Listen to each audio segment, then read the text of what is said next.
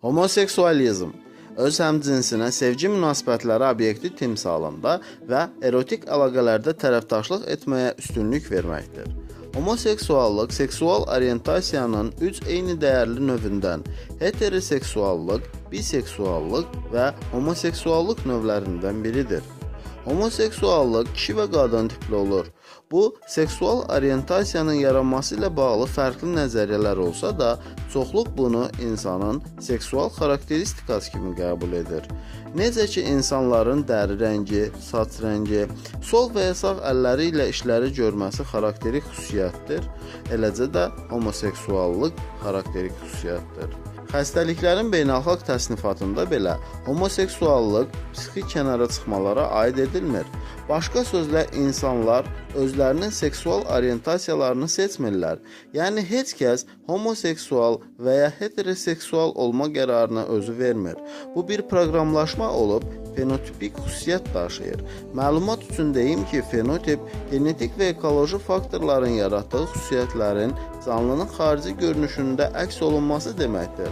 Homoseksuallığın müalicə olunma cəhətləri heç bir effekt verməməklə yanaşı, orqanizmə geri dönməz dəyişikliklər kimi zərbə vurur. Homoseksuallığı müalicə etmək olmur, ona görə ki, o, seksual özünü aparma pozğunluğu deyil. Homoseksuallıq bioloji əsasa söykənir. Hətta heyvanlar aləmində homoseksual davranışlar geniş yayılmışdır.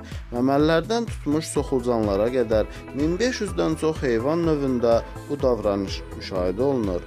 Araşdırmacılar düşünürlər ki, homoseksual olmaqmı və ya olmamaqmı deyə bir seçim yox. Sadəcə bu orientasiyalı insanın özünü sevməsi və ya özünü nifrət etməsi halı mövcuddur.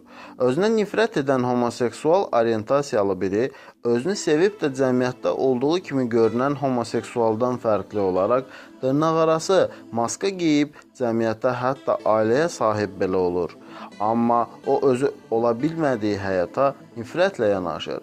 Fərqli zamanlarda, fərqli cəmiyyətlərdə homoseksuallığa təxminən eyni sayda rast gəlinir. Fərqli mədəniyyətə sahib xalqlarda homoseksual insanlara qarşı fərqli yanaşmalar olmuşdur.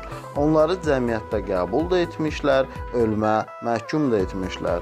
İndiki zamanda inkişaf etmiş ölkələrdə homoseksual insanlara tolerant yanaşılır.